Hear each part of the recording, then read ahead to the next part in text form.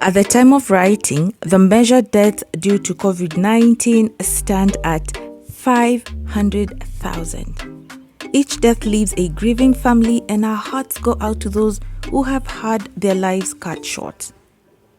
However, 4 million lives are cut short every year due to the household air pollution from cooking with polluting fuels, mainly women and children in developing economies. Each of these deaths also leaves a grieving family.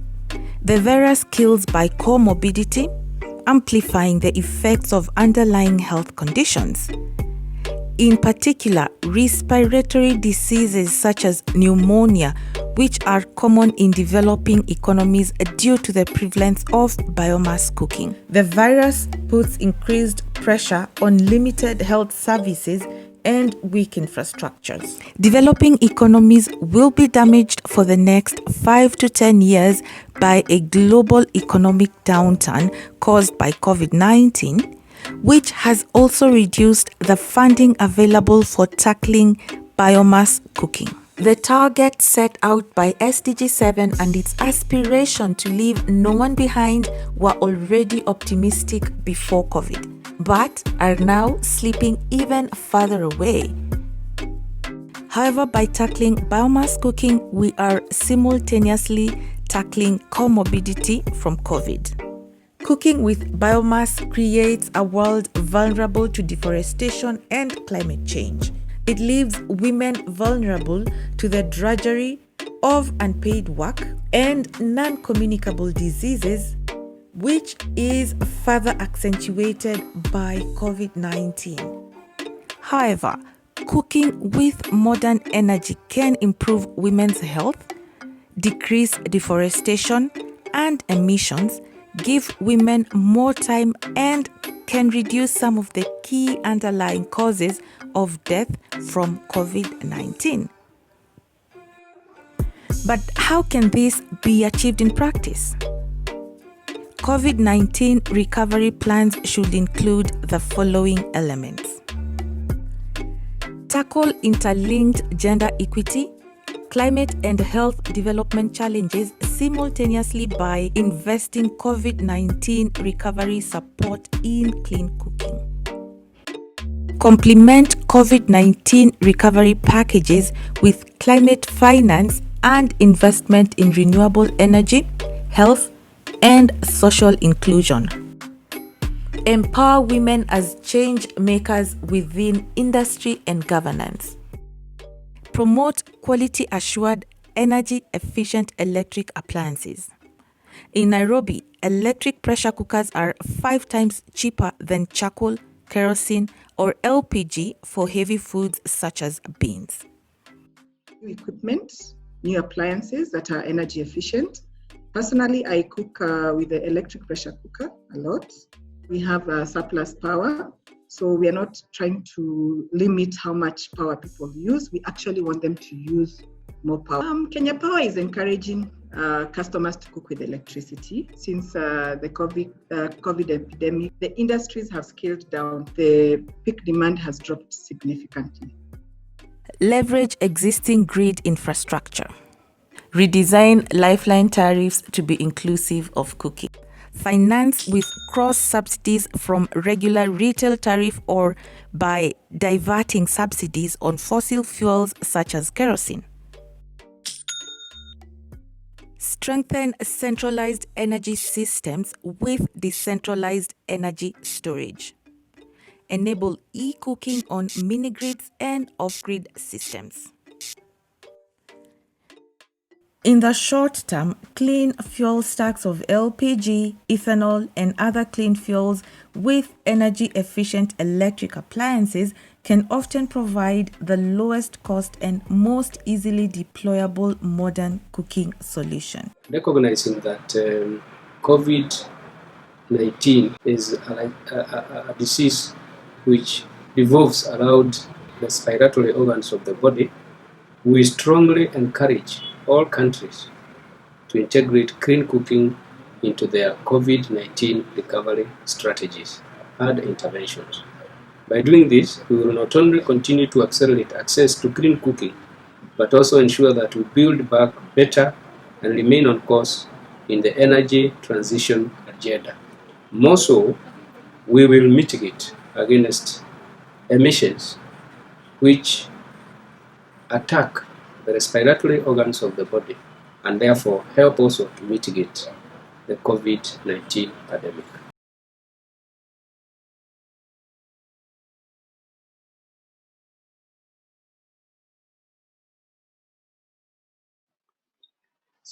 Good afternoon, good morning, good evening, ladies and gentlemen. I am Paul Mbuthi, working with the Ministry of Energy at the Directorate of Renewable Energy. And I have the pleasure to moderate today's session. Before I do that, just to say a little about myself. I am a Deputy Director of Renewable Energy at the Ministry of Energy. I hold a bachelor's degree in environmental health and a master's degree in environmental planning and management, both from Kenyatta University, as well as a diploma in environmental studies from the Technical University of Kenya. I have over 32 years of work experience at the Ministry of Energy, handling diverse aspects of renewable energy, policy and strategy, and coordinating the implementation, monitoring, and evaluation of renewable energy program and projects. So I have the honor to introduce my fellow officials from the Ministry of Energy, who will today virtually launch the government's national bioenergy strategy. They will be joined by other speakers from key institutions with which we have collaborated to develop the strategy. From them, you will be able to hear about Kenya's bioenergy development goals and the strategy to achieve these goals, how sustainable production, distribution, and utilization of bioenergy will be promoted as a clean source of energy to achieve those goals. The strategic interventions that will promote development and use of bioenergy resources in Kenya until 2027, and what the next steps are to prioritize and implement actions in partnership with the stakeholders. After our first speaker, gives the Ministry of Energy's welcome address and opening remarks, we will give the main presentation on the bioenergy strategy, after which we will hear comments from key organizations which have provided support for development of the strategy. After the speakers, we will open the floor for Q&A, and the session is scheduled to take 1.5 hours. Now, I need also to say that throughout the session, let all the people to remember to keep their microphones muted. You can submit questions to be taken up during the Q&A session at any time during the Q&A, using the Q&A window in the Zoom. Your questions will be monitored by our team, and we will get to answer as many as we can today during the session. For those questions which will remain unanswered by the end of the webinar, we will also endeavor to provide written responses afterwards as part of the webinar material, which will be made available on the event webpage. I would now like to introduce our first speaker, Dr. Engineer Joseph Njoroge, the Principal Secretary of the Ministry of Energy of Kenya.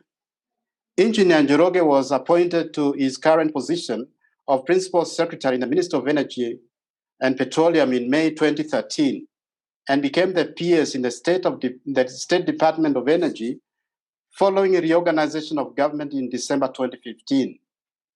He has wide experience in power engineering and management. Prior to his appointment as PS, he was Managing Director of Kenya Power and Lighting Company. Dr. Engineer Joroge holds a Bachelor of Science degree in Electrical Engineering, a Master of Business Administration, as well as a PhD, both from the University of Nairobi School of Business, with a major in strategic management. He is a chartered engineer, a member of the Institution of Engineering and Technology, UK, a registered consulting engineer, and is also a fellow of the Institution of Engineers of Kenya. He is also chairman of the MBA chapter of the University of Nairobi Alumni Association. Mr. Pierce, you now have the floor, and welcome, sir. Thank you very much for your guidance and views, Engineer Isaac Kiba, who is the head of the Directorate of Renewable Energy, charged with the policy formulation and promotion of development and utilization of renewable energy, including facilitation of private sector investment. He has wide experience in public sector management, having worked in energy and senior government positions for over 20 years. He is a registered professional engineer, a member of the Institution of Engineers of Kenya, and a board member of Kenya Power and Lighting Company Limited. Engineer Isaac Kiba, welcome, and you have the floor, sir. Thank you very much, Mr. Mbudi, for those kind words and introduction. Again, members, our development partners, our partners who have been of assistance to us as we formulated this strategy, our other invited guests, ladies and gentlemen, we want to say good morning and good afternoon. I will make the presentation, and then our peers is going to come and make the welcoming remarks and welcome all of us because he is our host today. And my presentation today is going to be about Kenya. We're going to talk about the bioenergy policy framework. We'll talk about the indicative bioenergy potential. I'm on next line, Valeria. We're going to talk about objectives of the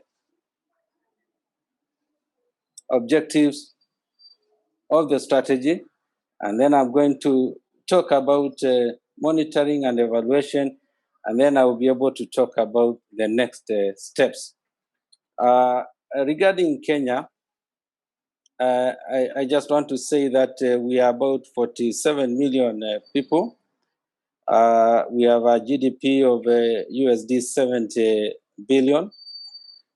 We have a capacity, a GDP per capita of US dollars 1,750, which is a bit low, growing at 6% annually. And the reason is because we are still we are still basing our GDP on agriculture, energy, and extractives, forestry, and tourism. But we want to grow this. We want manufacturing to be able to take a leading role. We want to be able to also grow our agriculture by having value addition. We want to be able to innovate in the other spheres so that our GDP can be able to rise up. We are in Eastern Africa, for those coming from outside of this region. And as you can see, tourism is one of our main activities. We welcome you to visit us time and again. We have a county governance of government, where we have the national government and 47 counties spread across various parts of the country. Now, moving over to talk about the bioenergy framework, the overarching policy is a national energy policy of 2018. And in this policy, we are committing to have a vision to achieve affordable quality energy for all Kenyans. And our mission then is to facilitate this vision. And we are adding other attributes of this energy being clean, sustainable, affordable, competitive, reliable, and secure, while protecting the environment. And this energy policy is very recent, it's very current. It should be able to help us to develop in bioenergy. The other policy framework is the Kenya National Climate Change Action Plan 2018 to 2022, which establishes targets for mitigation of greenhouse gas emissions and proposes actions to meet these targets. And indeed, achieving modern energy, clean energy, is one way of achieving this clean climate. The other one is a Sustainable Energy for All Action Agenda we developed 2016, and it outlines how Kenya is going to achieve our sustainable for all energy goals, reaching 100% universal access, increasing our share of renewable energy, and also energy efficiency. And then the other one is the Kenya National Energy Efficiency and Conservation Strategy, which we just launched a few months ago. It does identify key thematic areas for prioritization, and we are looking at the sectors of households, buildings, industry, agriculture, transport, and power utilities. So this is the policy framework which we are operating on, and the regulatory framework is through the Energy Act 2019, which then translates all this into a regulatory framework. Now, moving over to indicative bioenergy potential in Kenya, I'll just give the highlights that looking at the studies we have done, the analysis which we have done so far, biogas-based electricity generation from municipal solid waste, sisal and coffee production, we have a potential of up to 131 megawatts. We hope to be able to confirm these numbers moving forward.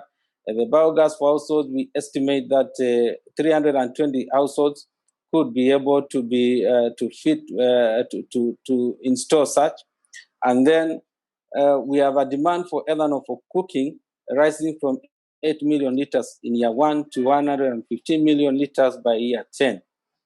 We have a potential of 600 megawatts from agricultural waste for cogeneration, and then crop residue for pellet manufacturing, about 7.4 million tons per year. So as you can see, we have quite a good potential of bioenergy in Kenya. Now, looking at the global and regional trends in bioenergy, there is increasing accurate data sets at the moment. You realize that for us to be able to plan well, to implement well, we do require to have accurate data to inform policy. And this has been one of the problems that we have been having, especially in developing a world. But there is a lot of movement in this, in that we are seeing more and more accurate data sets being formulated. There is a steady increase in bioethanol and biodiesel production and use, and there is also increased role of research in driving innovation in bioenergy. We also are seeing an increase in focus on health nexus in addition to environment and energy efficiency. And this nexus is helping us to even get more partners and be able to congregate together to see how bioenergy can play a key leading role in answering some of the issues which we may have on health and environment. And then there is increased attention and also funding towards clean cooking. We have several funding mechanisms, development partners looking at funding bioenergy, which is very good. Governments also putting in some resources, a lot of resources for clean cooking, and this is quite good. Now, I want to talk about the development of the bioenergy strategy, and we did have a National Bioenergy Committee which was created, and this Bioenergy Committee has been able to lead us in formulation of the bioenergy. This committee included people from different agencies, and there has been a lot of stakeholder input. This was happening in 2018, and that's when we also identified the interventions which we are going to deploy, and we came up with a draft strategy. In 2019, there was a review by individuals and institutional experts. We were able to review the draft strategy and identify the strategic interventions and being able to prioritize what we need to do in the immediate term and also in the long term. And then in 2020, we have been able to continue with the review, the revision, and finally we had the final workshop in October this year. And today then we are launching this bioenergy strategy. It has taken many consultative meetings, one-on-one, individual expert reviews, and we are very happy for all who have been able to participate in the formulation of this strategy. Now, I want to talk about the objective of the bioenergy strategy. The main objective then is sustainable production and consumption of bioenergy in Kenya. That is the main objective that we have. And underpinning that, then there are like 4 sub objectives, which is to promote the sustainable production and consumption of bioenergy. We're looking at providing potential investors with information on viable opportunities for bioenergy development in Kenya, noting that this can not only be a public activity alone, but we want to then have both public and private partnership in this. And then we promote and accelerate transition to clean cooking technologies and fuels. And lastly is to serve as a framework for regional cooperation and trade in bioenergy. We do think that bioenergy can be commercialized. There is business out of it, and that's why there is a strong focus on both the private sector and civil society to be able to do this. I will talk about the framing of the strategy on the next slide. And in this, we intend at the bottom to set up a dedicated delivery and coordination mechanism. And this mechanism is going, this delivery and coordination mechanism is going to interface with all the key actors and key enablers. At the left side, you see the cross-cutting areas of youth, gender, health, environment, and communication, which are addressed in the bioenergy development. These are very key ingredients to be able to achieve the objectives that we have. And then the idea is to be able to set up innovation platforms where investors and end users can be able to come together and engage with all the external stakeholders, all the internal stakeholders. Indeed, these innovation platforms are going to be very key in delivery of our objectives, because that is where people meet, that is where ideas are going to be synthesized, and that is where action is going to emanate from.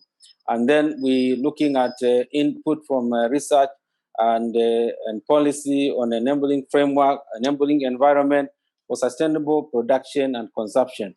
Looking at key sectors being private sector, research and development organizations, civil society, public sector and development partners, and the enablers will be on financing and capacity building, policy and legislation, market institutions, political leadership, and also infrastructure. So this is the frame of our strategy. We believe that if we have all this working together, synergized and driven together, we should be able to achieve our strategic objectives. I will now move over to highlight the main strategic interventions and looking at the short term. And these are only very brief. They are elaborated in the document, and in the innovation platforms, they are going to be further elaborated as we look at how the delivery mechanism is going to be. Number one, in the short term, and this is like 2 years to come, is to enhance policy, regulatory, and institutional frameworks. We want to map the country's bioenergy resources. We call that, I said that we are having an increase in data sets, but we are still far from having a fully mapped country with regards to bioenergy resources. We're looking at enhancing sustainable bioenergy feedstock production. That's very crucial, because if you have no feedstock, then you will not be able to have the bioenergy done properly. We're looking at evaluating potential revival bioethanol production for transport use. Indeed, we did try one time to even introduce blending regulations, but we did not have enough feedstock. This time we think we are ripe for that. We should be able to have bioethanol being produced for transport use. Then in the medium term, we will strengthen the role of research to inform bioenergy policy and sector development. We seek to transition to clean cooking fuels and technologies. This is very critical. This is one of the hallmarks of the success of the bioenergy strategy. And this is where now we interface with people like health practitioners, health development people, and also those who are in the environment. Number 3 is to mobilize financial resources for local bioenergy development.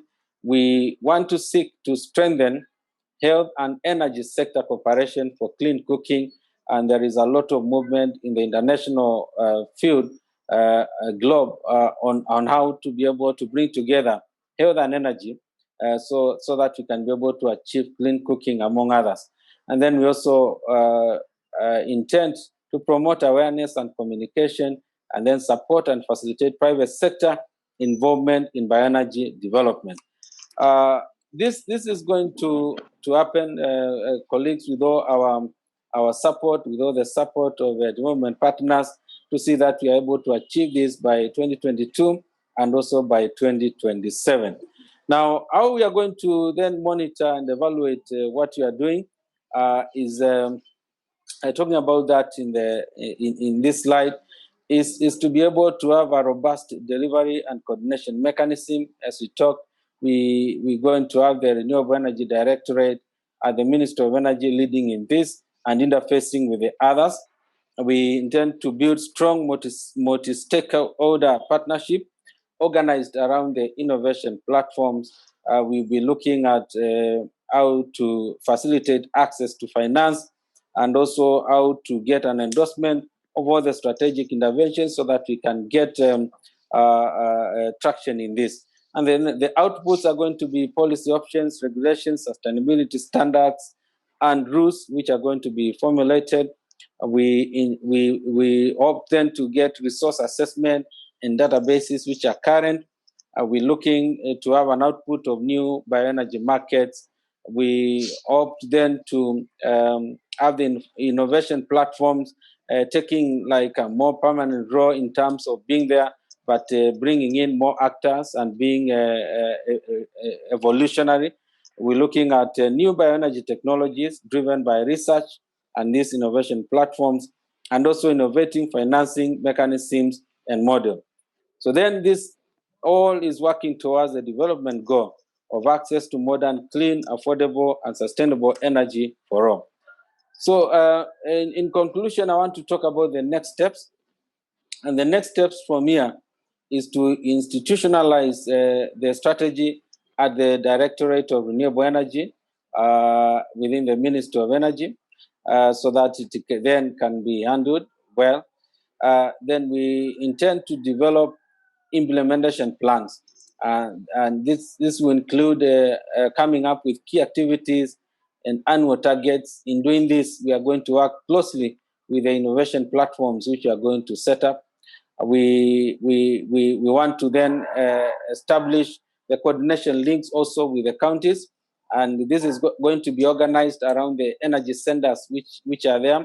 Currently, we have 17, and I know that both the government, the Ministry of Energy, and the Rural Electrification and Renewable Energy Corporation have a goal to also establish the rest of them.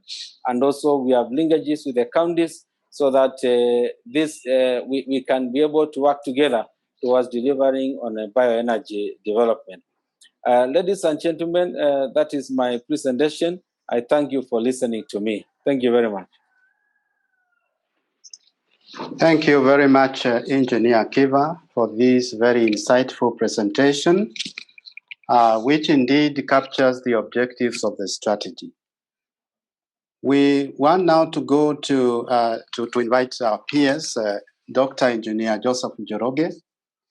When our peers, welcome to this meeting, and we had earlier on read a statement about yourself, which we will not do, but we are happy and delighted to have you join us. And so the floor is yours, sir, to make your opening remarks for this launch. Welcome, sir. Thank you, engineer, and my apologies. I have been having some challenges with the network, and that has taken me for the last 30 minutes. But finally, I managed to get some change of the location, and somehow I have now managed to get into the discussion. So, ladies and gentlemen, let me start by acknowledging all the representatives of Kenya sector players, distinguished national and international participants, distinguished ladies and gentlemen. It's with great pleasure that I welcome you all to the launch of the Bioenergy Strategy, an important milestone for Kenya's energy sector.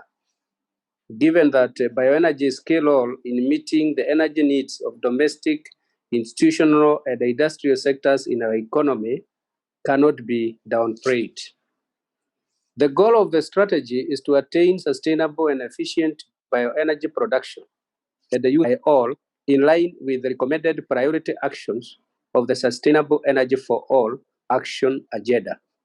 Under the theme of Sustainable Bioenergy for All by 2028, the strategy will contribute effectively to our national aspiration to enhance access to modern bioenergy services and achieve 100% access to clean cooking by 2028. It will also contribute to energy security and to attaining Vision 2030 and the government's targets as an enabler to affordable housing, affordable healthcare, agriculture, and manufacturing.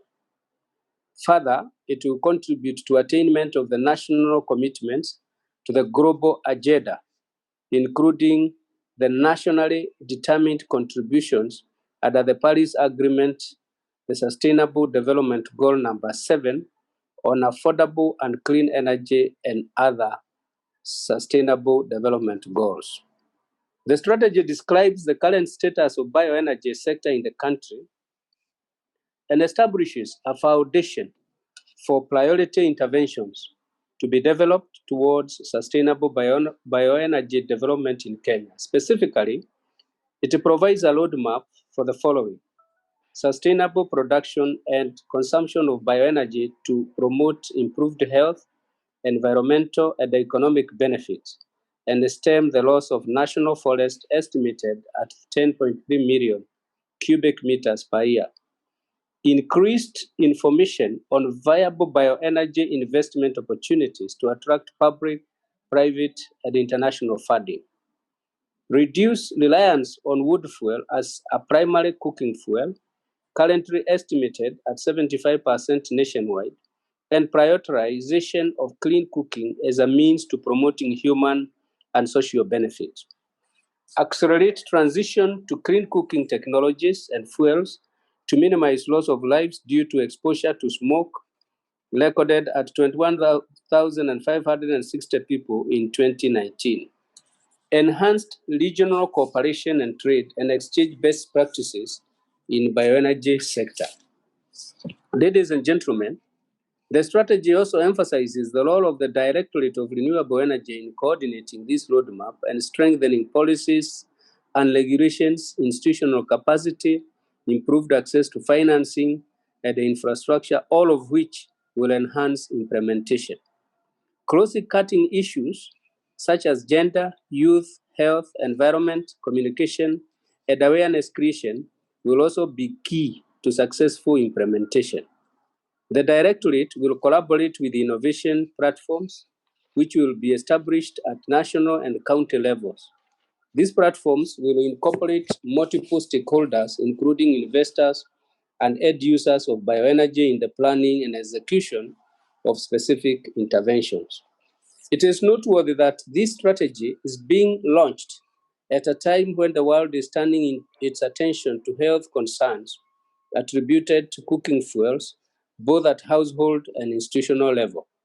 This is a response to increased global attention to health concerns that relate the prevalence of respiratory diseases to persistent exposure to emissions from cooking with solid biomass fuels in poorly ventilated environments. Implementation of the strategy is expected to lead to several beneficial outcomes, such as follows. In the short term, that is 2020 to 2022, policy, regulatory, and institutional frameworks will be enhanced for effective delivery. We will undertake comprehensive mapping of biomass resources and their potential for development, improve sustainability of bioenergy feedstock production, and evaluate viability of bioethanol use. In the short term to medium term, that is 2022 to 2027, we shall strengthen review and formulation of bioenergy policies based on research, facilitate transition to clean cooking in collaboration with the health sectors, mobilize financial resources, promote awareness on sustainable bioenergy development, and promote private participation in the bioenergy sector. Distinguished ladies and gentlemen, we also wish to acknowledge the support of the county government, line ministries, private sector, development partners, academic institutions, and the civil society in the development of the strategy. Notably, the Bioenergy Technical Committee under the strategic leadership of the Director of Renewable Energy in the ministry, the World Bank and SMAP for technical assistance support in the development of the bioenergy strategy and action plan, GIZ and ICLAF for the technical, financial, and logistics support, all our reviews for enhancing the drafters into the document we are launching today, which have been done by our reviewers. And last but not least, officials from the Directorate of Renewable Energy and other departments within the ministry for their dedication to completion of this important activity. Notably to mention that this directorate is under the able leadership of Engineer Isaac Kifa. We look forward to continued consultation and engagement in realizing the outcomes of the strategy. Ladies and gentlemen, we thank you all for being present in this important forum. And without further ado, I look forward to a successful launch of this very important strategy of bioenergy. And I thank you all for all the contributions that you have made and all the others that will be made as we look forward to a better world in the coming years. Thank you and God bless you all. Asanteni sana. Thank you very much, Piers, for your remarks. I now wish to invite the representative of the Honorable Lee Kinyanjui, who is the Governor of Nakuru, to speak on his behalf. That is Engineer Festus Ngeno, who is the County Executive Commission Committee member. Engineer Ngeno, you have the floor, sir. Thank you so much, Bwana Moderator. Dr. Engineer Joseph K. Njoroge, the Principal Secretary in the Ministry of Energy, all protocol observed. I'm reading this speech on behalf of His Excellency the Governor of Nakuru, Honorable Lee Kinyanjui, who is also the chair of the Energy Committee at the Council of Governors. I would like to extend my gratitude to the Ministry of Energy and the organizers of this event for inviting me to be here and to have the opportunity to participate in this launch of the bioenergy strategy. As you all know, bioenergy is still the predominant form of energy used by people in most parts of the country, and bioenergy from biomass accounts for about 15% of the world's primary energy consumption and about 38% of the primary energy consumption in developing countries. Firewood, charcoal, and agricultural waste contributes approximately up to 70% of Kenya's final energy demand and provides for almost 90% of the rural household energy needs, about a third in the form of charcoal and the rest from firewood. Ladies and gentlemen, energy is critical to economic development and poverty reduction. The provision of reliable, affordable, and sustainable energy services, especially for the poorest, contributes decisively to the achievement of the Sustainable Development Goals. Without energy, economies cannot grow and poverty cannot be reduced. The Kyoto Protocol committed the countries that ratified it to a legal binding commitment to reduce their emissions. To meet these commitments, the signatories had to develop the national measures, which I believe this strategy is one of those measures that will seek to ensure that the country reduces emissions to the environment. The Energy Act 2019 mandates county governments to prepare county energy plans incorporating petroleum, renewable energy, and electricity master plans. Further, physical planning relating to energy resource areas such as dams, solar and wind farms, municipal waste dam sites, agricultural and animal waste, ocean energy, woodlots and plantations for production of bioenergy feedstocks, and provision of land and rights of way for energy infrastructure are critical on this process. In this press, it is our hope that through this strategy, county governments will realize sustainable production, distribution, and utilization of bioenergy as a clean source of energy to achieve its bioenergy goals, and as well as promote sustainable production and consumption of bioenergy that will contribute to health, economic, and environmental benefits for Kenyan citizens.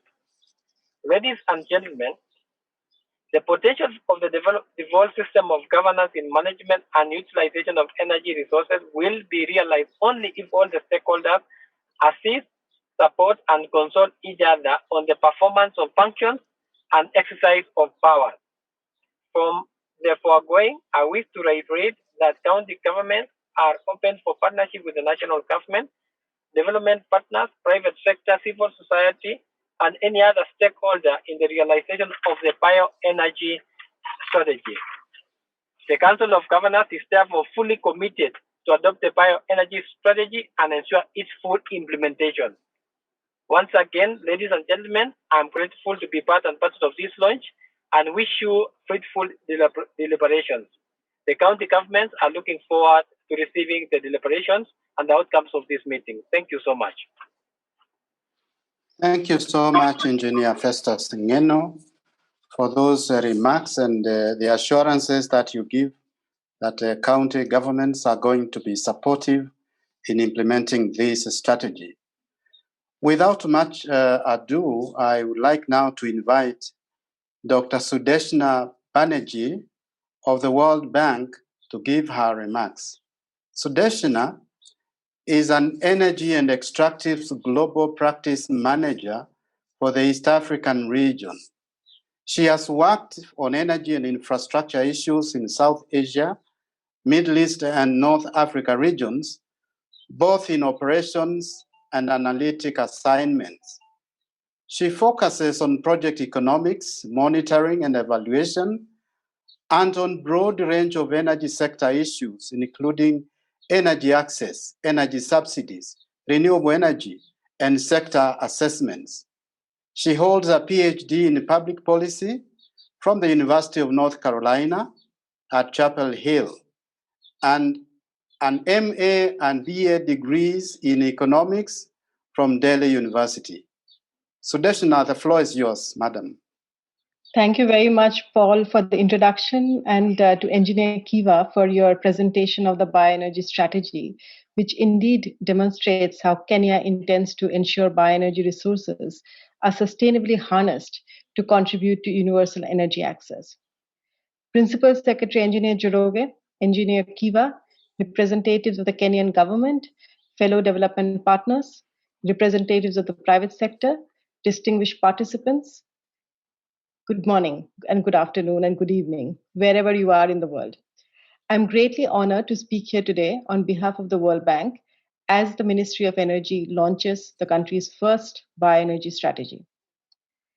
The launch of the strategy marks the second national strategy that the Ministry of Energy has launched in 2020 alone, an indication of the government of Kenya's remarkable commitment to attain universal access goals in the shortest time frame. Earlier in September, I had the pleasure to join stakeholders at the launch of Kenya National Energy Efficiency and Conservation Strategy, a strategy which focuses on reducing national energy intensity and carbon emission of key thematic sectors of households, buildings, industry and agriculture, transport and power utilities. The bioenergy strategy is an important complement to the strategic interventions outlined in the National Energy Efficiency and Conservation Strategy, and others such as the Kenya National Electrification Strategy and the Energy Sector Gender Policy. The roadmap set by the Bioenergy Strategy seeks to accelerate access to modern bioenergy services, including clean cooking, by 2028, which is expected to positively impact the lives of Kenyan and women in particular and improve health outcomes. Collectively, these actions will reduce the environmental cost of energy use and consolidate gains made on electrification, support low carbon energy use in key sectors, and ensure the quality of life for Kenyans by mitigating impacts on the environment, health, and economy. The World Bank is proud to be supporting the government of Kenya as it works towards implementing the bioenergy strategy and seeks to reach every single household with clean and sustainable energy. We remain a global knowledge partner and financier, and you can count on us, and we'll continue collaborating with you as we develop an implementation plan for the strategy. We commend the government of Kenya and participants gathered here today on the example that you have set for the rest of Africa and the world. Thank you very much, and over to you, Paul. Thank you, Dr. Sudeshna, for affirming the World Bank's ongoing commitment to work with the Ministry of Energy and the support that has been provided so far. Our next speaker is going to be Mr. George Aluru. Mr. Aluru is a leading global developer and of grid-scale wind and solar power projects, headquartered in Germany and active in 14 countries, and partially owned by the Vestas Group. He is the Vice Chair of the Kenya Private Sector's Energy and Extractives Sector Board, as well as a founder member of the Electricity Sector Association of Kenya, business membership organizations that look to improve the business environment in the country, groups, industrial promotion services, working on project development and operational management for mini hydro, solar PV, off-grid solar, biogas, and waste-to-energy, as well as fuel oil plants, in addition to energy efficiency in industries. He holds an MBA from the University of Nicosia and a Master of Science in Renewable Energy from the University of Edinburgh, and a Bachelor of Science in Telecommunication Engineering from Jomo Kenyatta University. Engineer George, you have now the floor to make your remarks. Thank you, Paul. Dr. Engineer Njoroge, the Principal Secretary, all protocols observed. Good morning, afternoon, evening, wherever you are in the world. As has been introduced, my name is George Aluru. I'm the Vice Chair of the Energy and Extractive Sector Board of the Kenya Private Sector Alliance. The Kenya Private Sector Alliance is a business membership organization that works towards the improvement of the business environment in Kenya. And within the Kenya Private Sector Alliance, we have the Energy and Extractive Sector Board, which now focuses on issues dealing with energy, which is petroleum, electricity, bioenergy, and then also mining. So that's the extractive parts of our sector board. Just to proceed, when we think of bioenergy as the Kenya Private Sector Alliance, we see it as a really, really critical element in delivering sustainability, first from the economic point of view, then there's the environmental aspect of it, and then also there's the social aspect of it, and not just only in Kenya, but also in the region. So for us, we see that there are direct links between the use of bioenergy, and I think even from the video that was presented in the beginning, we can see that there are links towards the trends in terms of poverty eradication or increase of poverty, health issues, environmental degradation, and then also climate change are closely related to how bioenergy is used. And of course, biomass itself supplies about 68% of the total primary energy that is used in Kenya. And the thing is that over the years, we have spent a lot more focus on electricity and petroleum. And these ones, the biomass and bioenergy side has really received very little focus. So we are really happy that now we actually paying a lot more attention into this. Again, if you look at households, you're looking at about 64.7%, and this is coming from the report itself. What the Clean Coastal Association of Kenya and the Ministry of Energy found out is that 64.7% of the households in Kenya use wood as the primary fuel. So really, we cannot say enough to say that really bioenergy is important in Kenya. And as KEPSA, we not only acknowledge this importance, but then also we support all sorts of efforts by the government, and really would like to congratulate Dr. and the ministry for this good effort at developing a bioenergy strategy, of which we were also involved. Our members also participated in giving ideas on how this can be developed. And just to highlight quickly, of the short-term strategic interventions, I think what we see as important is to first acquire that baseline information, so that we can really quantify what is the opportunity that exists. And then the next thing is then to develop a comprehensive and sustainable way of actually developing the biomass, which means growing it, and then also ensuring that you actually have a regular supply. So even for those who come from the power generation side, looking at biomass, then you're looking for a feedstock that is sustainable. And that is really, those two things are the ones we see as the most important in this short-term implementation. That actually is the end of my presentation, and I would just like to leave with a quote that when we actually get this right, we will have decelerated poverty, environmental degradation, and climate change. And really, we owe it to our future generations. Thank you. Thanks a lot, Paul. Back to you. Thank you, George. And for also letting us know what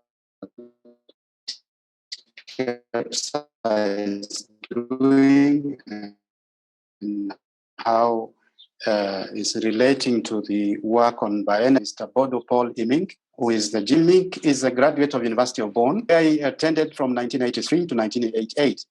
He worked at the Uganda Catholic Social Training Center in Kampala between 1989 and 1998. He has served in the Misero South African Consultancy Services, Harare, Zimbabwe, after which he was appointed the GTZ coordinator for decentralization in Lilongwe, Malawi. He served as a country director for the German Development Service in Kampala. In 2011, Mr. Imink was appointed country director GIZ South Sudan and took up similar positions as country director GIZ in Rwanda in 2015. His current assignment is the country director of GIZ in Kenya, which began at the beginning of this year. Mr. Bodo. I'm very happy to be here now, Mr. Mbuti. Dr. Engineer Joseph Njoroge, Principal Secretary, Kenya Ministry of Energy, the representative of the chair of the Energy Committee, Council of Governors, Engineer Isa Kiva, Secretary, Renewable Energy, Kenya Ministry of Energy, representatives of other government institutions, dear colleagues from other development partners, ladies and gentlemen, all protocol observed.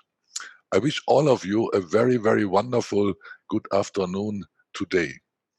And I must admit that I'm really honored to be with you, with all of you here today, to witness this launch of the bioenergy strategy by the government of Kenya. On behalf of GIZ and on my own behalf, I want to congratulate the Ministry of Energy for this important milestone towards realizing Kenya's commitment to achieving the target of Kenyans enjoying access to modern bioenergy services. This target includes 100% access to clean cooking by 2028, 2 years ahead of the schedule set in the Kenya Sustainable Energy for All Action Agenda. Improvements in the bioenergy sector will play a critical role in achieving these targets through sustainable production and efficient use of biomass, waste to energy conversion, and development of biofuels. There is no doubt that the government and people of Kenya are focused on achieving the aspirations of the Sustainable Development Goals, especially SDG 7 on affordable and clean energy 2030. This bioenergy strategy launch comes closely on the heels of last year's launch of the Kenya Cooking Sector Study by the Ministry of Energy and the Clean Cooking Association of Kenya. We as GIZ are proud to be associated with both developments. As we are all aware, bioenergy plays an important role in the domestic and industrial energy needs of Kenya, and since it's a renewable energy source, it will contribute to energy security for the country and in meeting Kenya's national goals as stated in the Energy Policy of 2018, the Energy Act of 2019, and Vision 2030. We at GIZ understand that bioenergy will also support the country in meeting some global commitments, such as its nationally determined contribution under the Paris Agreement, commitments to the SDGs, among other international instruments. GIZ will continue to support the government of Kenya in achieving its goals, and at this point, we are happy to inform you about the start of the implementation of the climate-friendly cooking project in Kenya, funded to a large extent by the Green Climate Fund and Germany. This project was launched last week. The intended outcome of the project is to double the annual improved cooking stoves production and sales volume within the next 5 years. This will considerably contribute towards reaching the ICS-related NDC targets. Lastly, I want to thank all the representatives of the Ministry of Energy for the great and deep partnership over the years, and all the other partners, including the World Bank and ICRAF, who collaborated and supported the Ministry of Energy in developing the bioenergy strategy. Last but not least, my gratitude also goes to my colleagues from GIZ active in the energy cluster. Thank you all and have a pleasant and successful launch today. Asante sana. Thank you. Last in our list, Professor Catherine Muthuri, and Physiology and the Regional Coordinator for Eastern South Africa at the World Agroforestry Center, ICRAF. Catherine joined ICRAF in 2010, having served for 17 years at Jomo Kenyatta University of Agriculture and Technology. At Jomo Kenyatta University of Agriculture and Technology, she served in different capacities, such as the chairperson of Botany Department between 2005 and 2009. She has extensive experiences in fundraising, research, teaching, and administration. Catherine is a cluster leader of trees supporting sustainable intensification under the FTA Livelihood Systems for the Trees for Food Security Project, and has also led several other projects at ICRAF and JQAT. She has published widely, supervised numerous postgraduate students, and mentored many upcoming scientists. Catherine is also the representative of ICRAF Director General at the African Center for Technology Studies Board. She is the recipient of the Presidential Award, the Elder of the Order of the Burning Spear, for her distinguished service in Kenya. Professor Muthuri, we are honored to have you this afternoon as the last of our speakers today. And now I wish to give you the floor to make your remarks. Welcome. Thank you very much. Thank you very much to the Ministry of Energy for extending this invitation to ICRAF.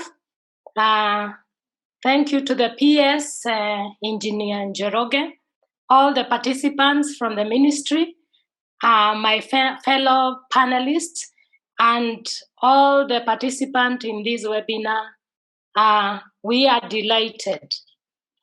I just want to highlight some few areas where ICRAF and the ministry could partner going forward after the launch of this strategy, and having been involved as a participant in the development of the Kenya Bioenergy Strategy. I am going to talk about the C4 ICRAF link to Kenya Bioenergy Strategy briefly. Now, to us, to C4 ICRAF, bioenergy is a key area of focus of our work. And this is because around 85% of energy supply for many African communities is sourced from forests and trees. And despite advances in technology and energy options, trees remain critical sources of energy. We therefore stand with partners to optimize the benefits of bioenergy and arrest loss of critical ecosystem services.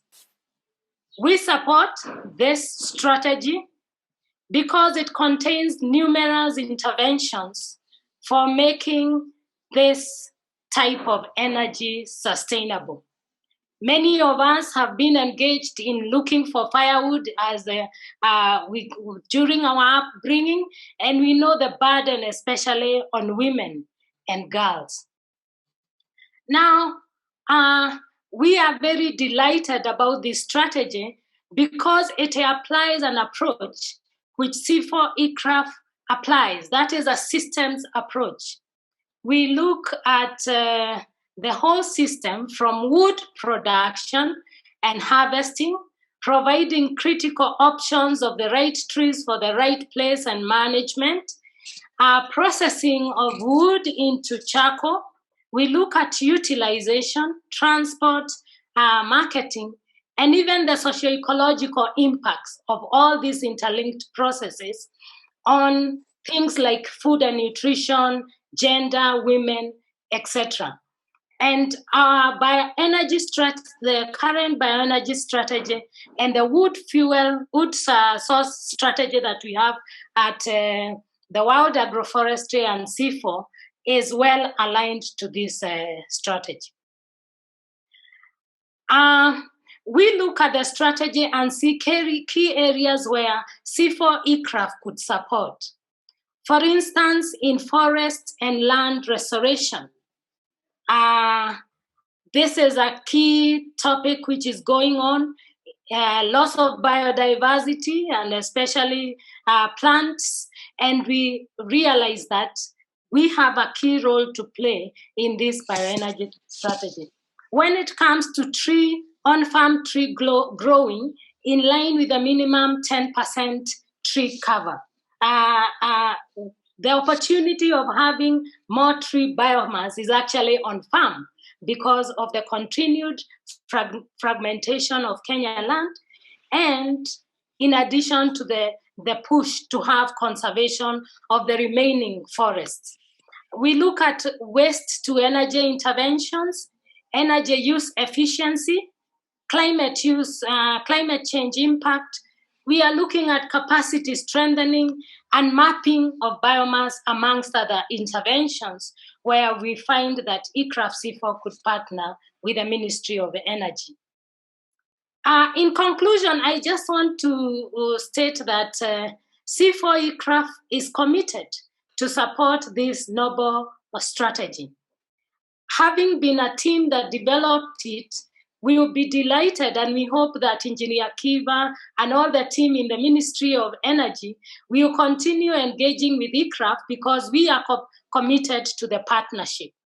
We appreciate the collaboration with the ministry and other teams that we worked with during the strategy.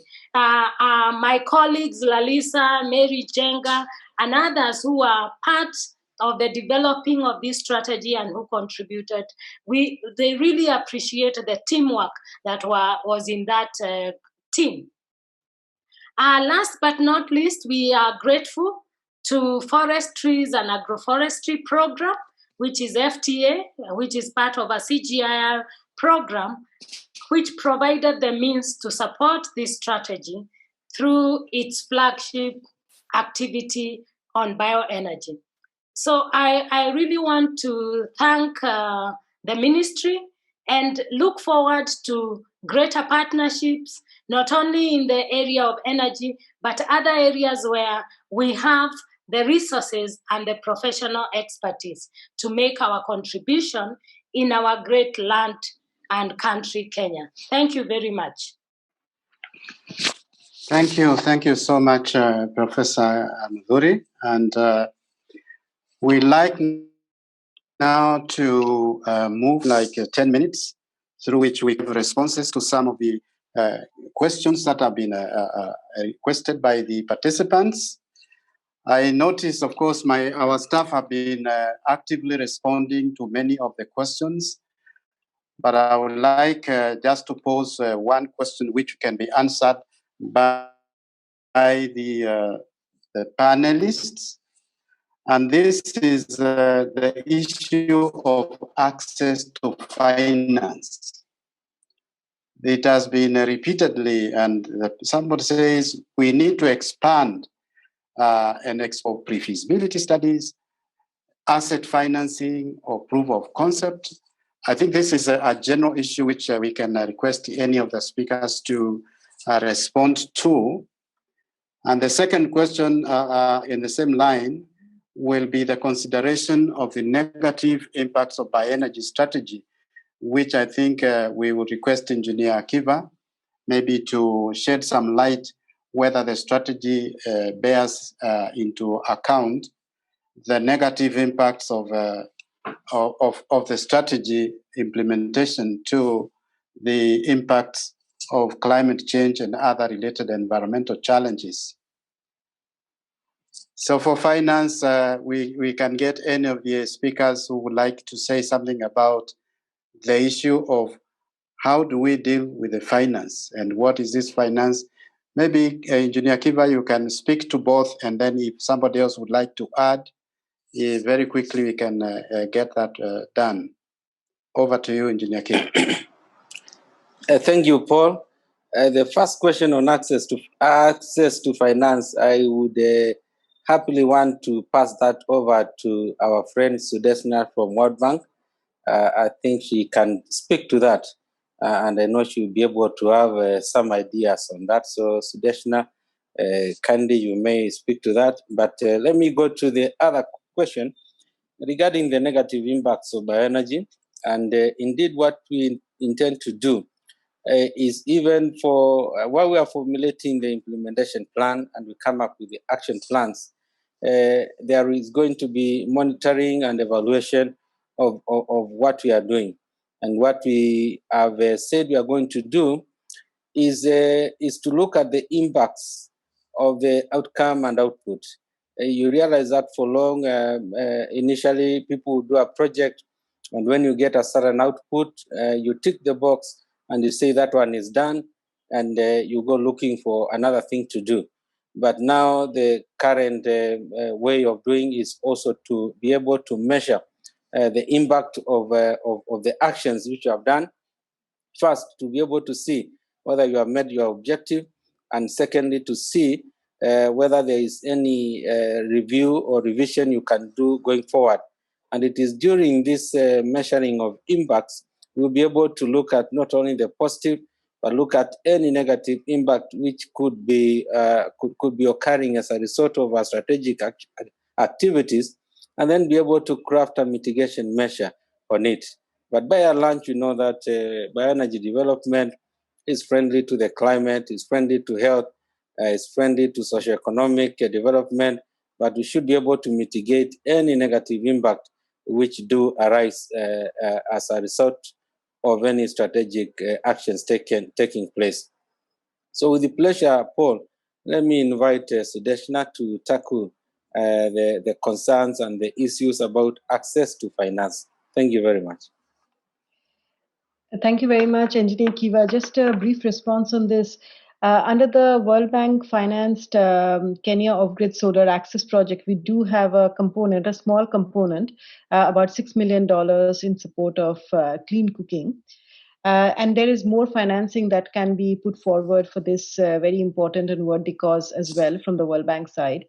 In addition to that, I wanted to mention that the World Bank manages a large trust fund called SMAP, and within that there is a clean cooking fund which has just been set up. It's about $500 million contribution from various financing partners that is coming together.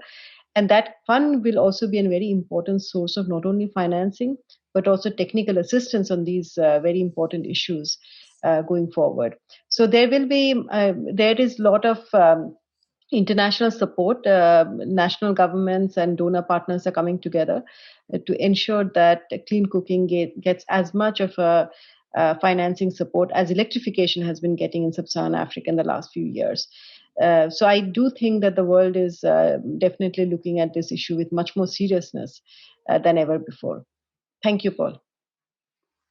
Thank you, Dr. Sudeshna. I still have a minute, which I would like to allow another question, and this is to Professor Mudhuri, and maybe could be supplemented by Engineer Kiva finally.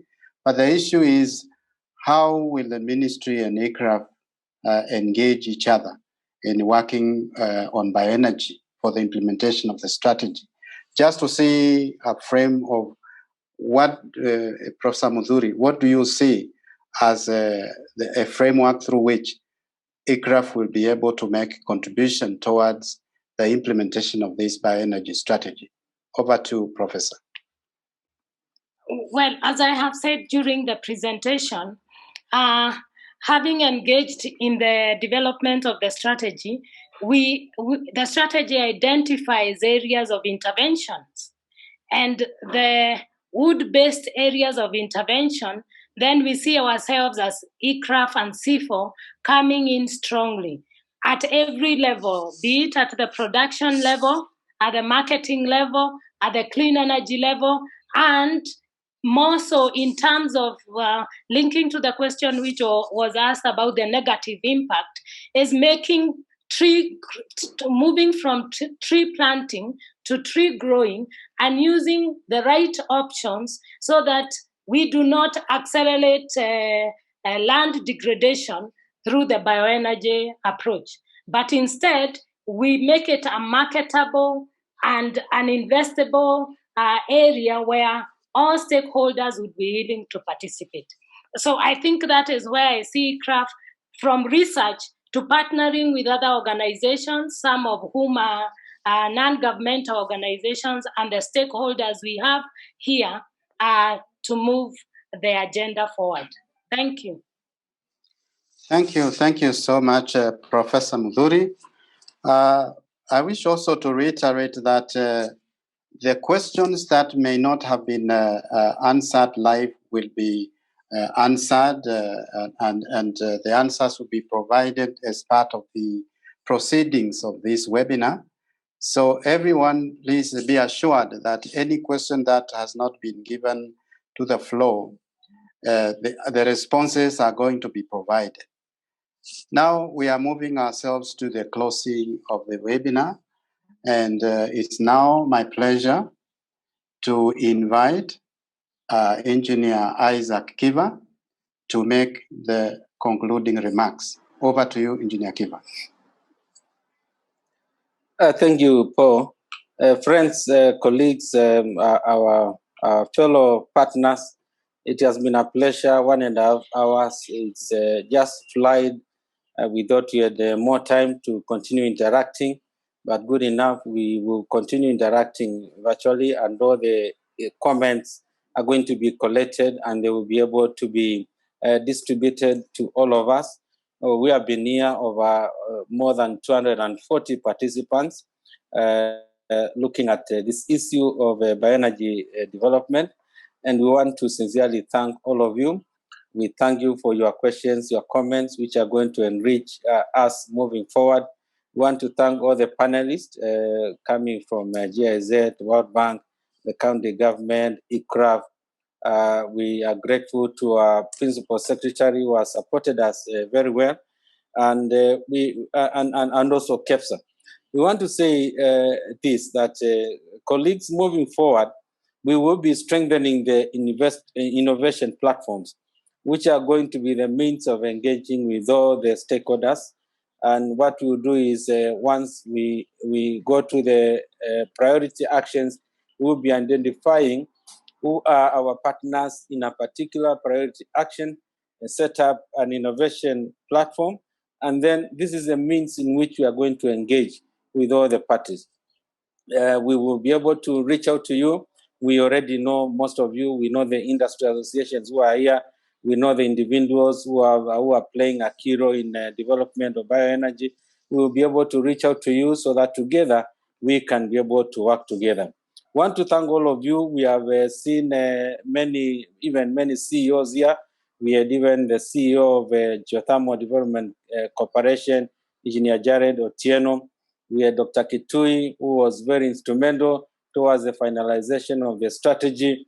We have from KEPSA, apart from George Aruru, we have Bernard Osawa.